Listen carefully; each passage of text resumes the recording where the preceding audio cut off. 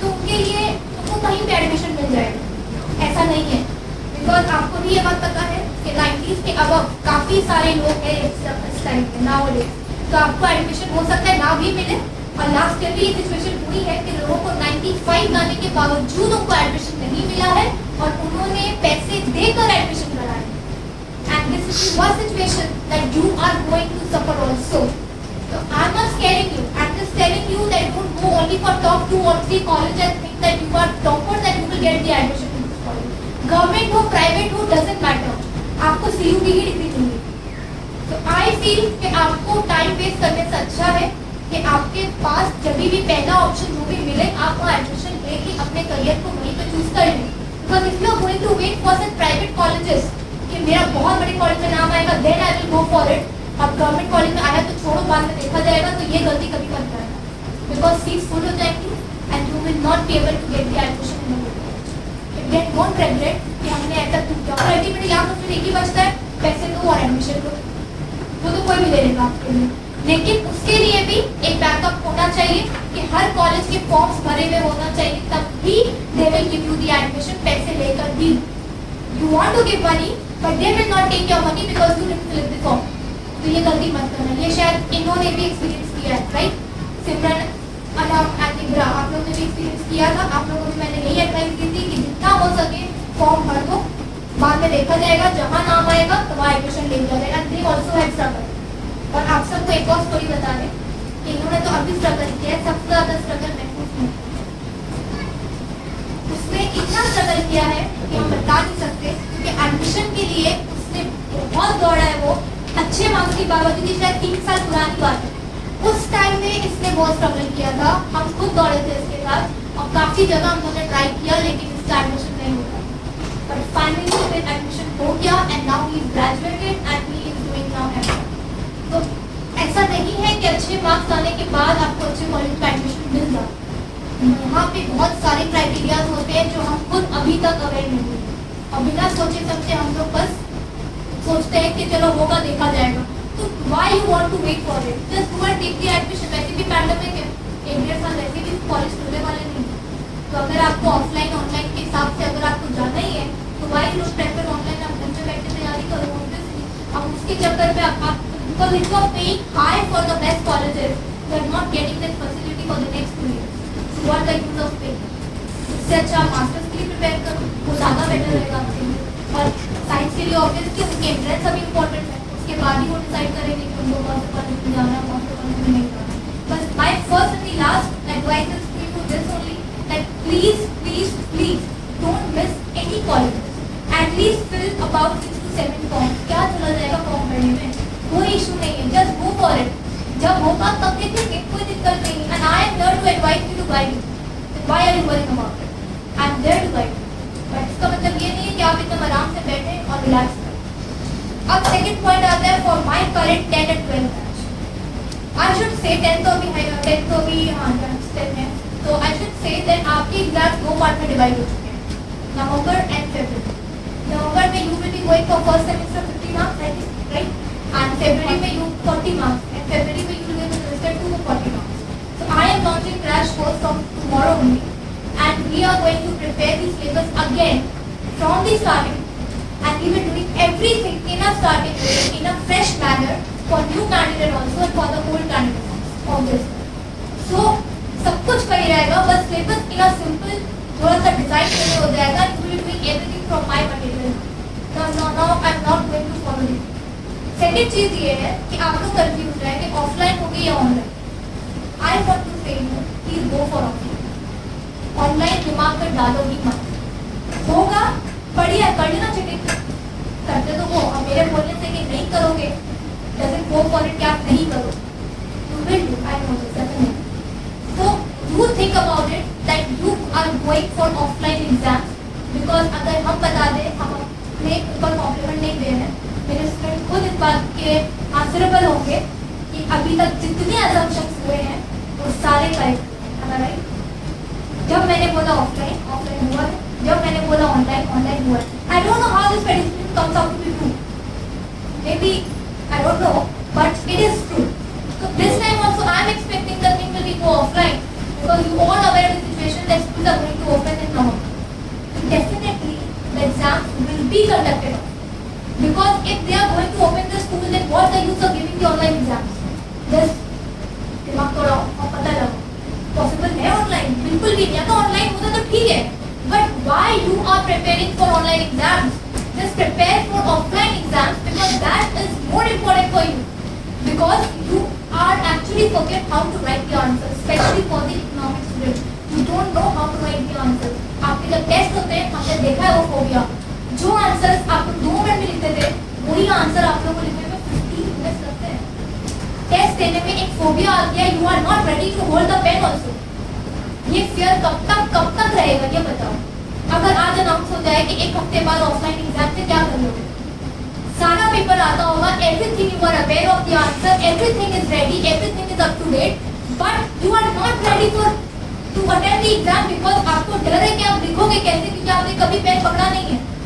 इसीलिए I had decided that once in a week we should go for a test, ताकि आप उस phobia से निकल जाओ। और जितने टेस्ट आप लोगों ने दिया है थोड़ा बहुत फोबिया कम हुआ ही, ऐसा नहीं है कि एकदम फेल हुआ, क्योंकि वो लिखने की आदत आपकी बिल्कुल खत्म हो चुकी है, मानो या ना। दूसरी चीज ये, जो ऑनलाइन एग्जाम दे रहे कॉलेज वाले, this is advice for you कि आपके ऑनलाइन एग्जाम्स की वैल्यू शायद ना हो आपकी ग्रेजुएशन के बाद, ये मैं आपको बता दूं, और आपके मार्क्स के ऊपर आपको जॉब भी ना हो, ये भी मैं आपको बता दूं, क्योंकि ऑनलाइन एग्जाम से कोई वैल्यू नहीं है। ये इस साल जितने लोग 10 और 12 पास आउट हुए हैं उनके मार्क्स की कोई वैल्यू नहीं है। No one is ready to give their job, ये हमेशा याद रखिए। लेकिन अभी भी तो पूरा नहीं है, you are going for the college में अच्छे से स्कोर करो, अटेम्प्ट करो, you will get the job definitely. पर ऑनलाइन के चक्कर में इफ यू आर प्रिपेयरिंग, क्योंकि बहुत सारे ऐसे कैंडिडेट्स हैं जिन्होंने चीटिंग करके एग्जाम दिए सेमेस्टर 1 और semester 2 without studying anything at all. You are forgetting that when you are going for the interview, they will ask you the practical questions. Then how will you answer it? And this is how वो लोग candidates को छाटेंगे। 10 बार candidates हैं, 2 बार को job करेंगे। हम job field से नहीं, sir is from the job field and I M right, वो यही करें। तो अगर अभी तो आपको प्रमोशन मिल जाएगी, डेफिनेटली मिल जाएगी, कोई रोक नहीं सकता। आप नहीं भी लिख के आओ तब भी आपको प्रमोशन मिलेगी, हम लिख के देंगे। लेकिन what's the use of this? आपकी जॉब के टाइम में आपको कुछ नहीं मिलेगा। If you are getting married after 3 years, well and done, कोई दिक्कत नहीं है, मत पढ़ो, ठीक है। लेकिन if you are not getting married, तो पढ़ लो, वरना हस्बैंड भी नहीं करना है। Exactly, because अगर आपने उसी ने पूछ लिया तो how will you answer it? I am facing it. तो you have to be answerable to everyone. तो ऐसा नहीं है कि ऑफलाइन ऑनलाइन पे बीच में कंफ्यूज हो रहा है। आप लोग अपना माइंड सिर्फ एक ही सेट करना है कि सिर्फ ऑफलाइन के लिए ही हमें प्रिपेयर करना है, not for the online at all. Please, this is my personal advice to you. और ये हम चीज दोबारा रिपीट नहीं करेंगे। वीडियो देख लेना, बार-बार देख लेना, लेकिन I am not going to stress with, क्योंकि हर दिन एक होता है कि क्लास से पहला हाफ एन आवर नहीं समझाने में जाता है कि ऑफलाइन एग्जाम होगा कि ऑनलाइन एग्जाम होगा। सबके यही क्वेश्चन होते हैं। अब सबके आई थिंक क्लैरिफाई हो चुके हैं, तो आई डोंट थिंक सो कि किसी को कोई भी डाउट होगा। अपार्ट फ्रॉम में कोई भी दिक्कत है तो I am here obviously to help you, to guide you the best possible way. That is why we are launching courses, we are working hard and do not believe हम जितनी मेहनत कर रहे हैं it's on my side. Talib sir is also working hard a lot, he is doing job from 9 to 9 and in that tough situation, in that tough time period, he is giving you the classes. He is sick, but still he came just for you all, because मैंने वो माता को counselling करनी है, because ये तो दोबारा नहीं आएगा और हम दोबारा ये इवेंट नहीं करा पाएंगे and they are having lots of doubts and I want them to tell you, क्योंकि अगर if I'm not, क्योंकि my work is not only for teaching, you all are aware of it। दूसरा ने भी कहा कि हम सिर्फ टीचिंग नहीं करते, तो yes I am not teaching you only, from the last 10 years I am teaching। और मेरे बहुत पुराने स्टूडेंट्स हैं यहाँ पे, उनको भी पता होगा ये बात कि I just not only teach, I guide you in the best possible way so that आपकी करियर ऑप्शन गलत चूज ना हो, क्योंकि 12th के बाद अगर गलत करियर ऑप्शन चूज हो गया you have 3 years to go on with it। ये बहुत सारे ऐसे स्टूडेंट हैं जो 3 साल साइंस ले लेते हैं, chemistry honours, physics honours, bio honours, क्या क्या ले लेते हैं, और फिर उसके बाद एक स्विच टू एयरकॉम। तो what's the use of it? You have wasted your 3 years of life. उससे अच्छा तो आप पढ़ते ही सबसे बेस्ट। बहुत सारे ऐसे लोग हैं जो बीकॉम कर लेते हैं, बीच में सीए में छोड़ देते हैं। बहुत सारे ऐसे लोग सीए करते हैं, वो बीच में छोड़ देते हैं। बहुत सारे ऐसे लोग बीकॉम करते हैं, उसके बाद कुछ और करने लग जाते हैं, एमए कर लेते हैं। ऐसे भी स्टूडेंट्स हैं, yes, but what's the use then? वो 3 साल आपने पैसा तो वेस्ट किया, सबसे बड़ी what's the use of it, क्योंकि आपने सब कुछ खत्म कर दिया कि अगले 5 साल जो आपने 2 साल पढ़ा वो भी कोई काम नहीं आने वाला। क्योंकि आप जब जॉब के लिए भी जाओगे तो वो आपको 5 ईयर का एक्सपीरियंस पूछेगा, भले 10-12 का मार्क्स कोई ना पूछे, लेकिन ग्रेजुएशन और पोस्ट ग्रेजुएशन का मार्क्स हर कोई पूछता है जब आप जॉब करने के लिए जाते हो। तो career options is very important. अगर तो पहले से डिसाइड नहीं किया तो वो और बड़ा खराब हो जाता है। अच्छा, फिर एक सवाल ये उठता है कि 10 के बाद मैथ्स ले आना है। बहुत सारे लोग कहते हैं फेयर है। मेरे स्टूडेंट अल्हम्दुलिल्लाह सबने मैथ्स लिया है 11 में 10 के बाद, I am very glad. But बहुत सारे स्टूडेंट जो अभी 10 में दे आर स्टिल कंफ्यूज कि अब लें कि नहीं लें। I am not going to force you, I want you to take maths. हम अपना ओपिनियन देते हैं, लेकिन I am not going to force you. You think yourself that you are ready for it. If you are ready, then take it. If you are not, then don't. 11 is very bad for maths. पहले बता देते हैं, but 12 is quite better than 11 and 12. ये आप लोग बोल सकते हैं अगर हम गलत नहीं बोल रहे हैं। 12 is much better. मेंटालिटी क्या है कि हर किसी को मैथ्स हो गया, हम लोग को भी हो सकता है हुआ, I don't remember, but सबको है। तो I cannot finish it off, but I can reduce it. और आई थिंक हमने रिड्यूस किया है, राइट? जब अलीशा जब लाइला आई थी मेरे पास, she also had joined few months back only ना, and I was getting married. मेरे पास से 2 महीने थे मेरी शादी में, and I was really tensed कि हम इसका सिलेबस खत्म कैसे करें, and she was very much worried, and I want her to share the experience with all of you that how I had prepared her my best possible way. And ठीक reverse Alisha का अगर आप बोले तो last year March में I think clear सारे syllabus ना, March, and by July we finished it off. The whole 12 we finished it off. उसने 3 बार एक चैप्टर हो गया, तो डिफरेंशिएशन हो, इंटीग्रेशन हो, और 100 क्या 1000 सब्स की है अगर कैलकुलेट करके बता दें। और रबिया जो भी गई उन लोग की कॉपी मेरे पास आज भी है, 15 copies are there, and they did all my material solve, full material they have solved, full material, approximately कुछ नहीं तो 5 से 6000 तक होंगे सारे चैप्टर्स को अगर मिला, क्योंकि हमने कोई बुक नहीं छोड़ी अपने मटेरियल में, और इसीलिए that scored well and these 2 people also scored. और ये 2 मास्टर जो थे इन्होंने तो और भी लेट ज्वाइन किया था, कब किया था? इन जैन में ना, इन्होंने फेब में किया था, इन्होंने जैन में किया था। That was also my actually लिखना चाहिए मेरा टफ टाइम था व्हेन आई वाज मैरिड, और डबल सिचुएशन, डबल प्रेशर, ठीक है? But still I had tried, not only I had tried, I am thankful to them also that उन लोगों ने भी बहुत मेहनत करी है, टाइम दिया है, थोड़ी सी पढ़ना करी, वो सब करते हैं, but they had given their time. Exam नहीं हुए कोई बात नहीं, बट मेरे पास जितना इन लोगों ने किया है आई अप्रिशिएट, क्योंकि मेरे पास किया है and I have the result. और अगर एग्जाम में बैठते तो वैसे भी 70-80 कर ही जाता। तो अगर जितना भी आया आई शुड नॉट से कि वो वैसे भी आया जो भी आया, बट अगर वो एग्जाम देते भी तो इतना ही आता, बिकॉज मेरे सामने भी इन लोगों ने सॉल्व किया है and they did a lot, they practice a lot. तो ऐसा नहीं है कि अगर जैन पे यू आर जॉइनिंग और या जैन में रियलाइज होता है कि हमको अब पढ़ना पड़ेगा क्योंकि अब एग्जाम है, that is not too late. The thing is that अगर आपने रियलाइज कर लिया है तो उस दिन में आप स्टार्टिंग करते हैं, क्योंकि उसके बाद फिर टाइम है। हाँ, अब ऐसा भी नहीं है कि कल एग्जाम और आज रियलाइज करें कि मैम को कॉल करें, मैम पढ़ा नहीं प्रिपेयर करा रही, तो ये तो नहीं होगा। और बहुत सारे लोगों ने ये भी एडवाइस मांगी है, ma'am I am going for online exams, kindly help me, I will call you. ये हर दिन हर स्टूडेंट मेरे साथ क्यों करते हैं हमको नहीं मालूम।